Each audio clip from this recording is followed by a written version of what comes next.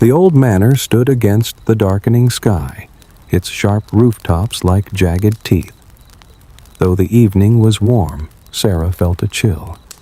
It wasn't the weather, but something heavier, memories and unspoken fears, that made her uneasy. She hadn't returned in years, not since leaving for the city to build a life as a struggling artist. But her sister Eleanor had written to her, and the letter had been strange and urgent. Eleanor had always been distant and quiet, a mystery even as a child. She had stayed behind to care for their ailing father and the family estate. When Sarah arrived, the door opened on its own, and there stood Eleanor, lit from behind by candlelight. Shadows danced on the walls, and the air inside smelled of dust and wax.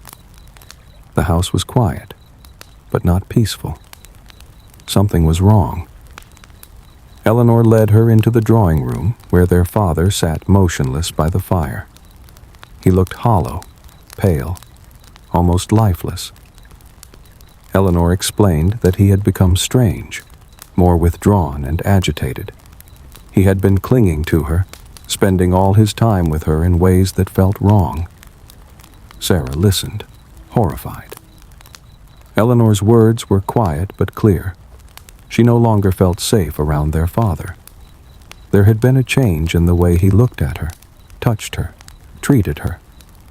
What should have been fatherly care had turned into something disturbing. Sarah began to remember moments from the past. She once saw Eleanor emerge from her father's room, her eyes red and unfocused. Her blouse was buttoned wrong. Her hands shook as she passed by. Sarah hadn't known what to think at the time. She had dismissed it, but now she understood. Something terrible had always been lurking just beneath the surface. Sarah urged her sister to leave with her, but Eleanor was afraid of what their father might do if she disappeared. Trapped in a house of secrets and fear, she didn't believe she could escape. Determined to protect her, Sarah began searching for a way to break their father's control. In the attic, inside an old trunk, she discovered a hidden compartment holding a small leather-bound diary. It was their mother's. Her handwriting filled the pages, revealing a life filled with sadness and regret. Sarah learned of a secret affair their mother had with a local artist, and that Eleanor was not their father's biological daughter. The truth hit hard. This was the secret that could change everything. Their father had known. He had raised Eleanor as his own, not out of love, but to control her, to hurt their mother even after she was gone.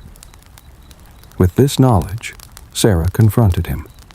He was silent at first, then furious, but the truth had already broken his power. She demanded that he let Eleanor go. There was resistance, anger, and fear, but eventually he relented. Sarah didn't trust him, but she took the chance. The next day, the sisters left the manor behind. They moved to the city. It was loud and chaotic, the opposite of everything they had known. But it felt alive. In their small apartment, far from the past, they started to rebuild. At first, Eleanor was hesitant and overwhelmed, but Sarah encouraged her to join an art class. Slowly, Eleanor began to change. She discovered her own talent for painting, expressing the pain and beauty of her life through color and canvas. With time, she grew stronger. She made friends, laughed again, and began to hope for a life free from shadows. Sarah watched her blossom, proud and relieved.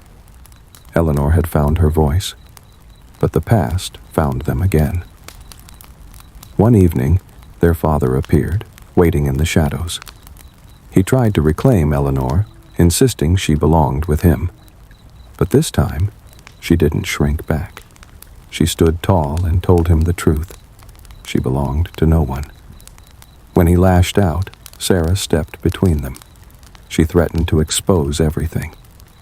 Their father backed away and vanished into the night. The danger passed, but the memory remained. They had stood their ground. They had won.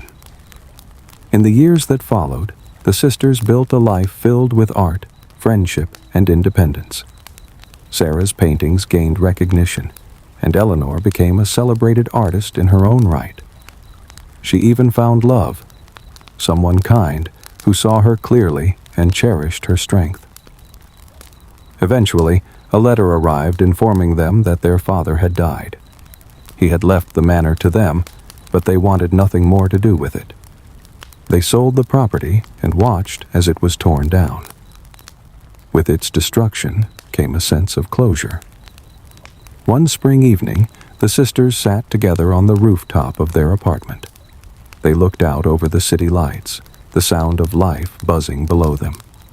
Their past was still part of them, but it no longer defined them. They had survived, and they had each other. They had turned pain into art, fear into freedom. Whatever came next, they would face it together. They were no longer victims of their past. They were survivors. And finally, they were home.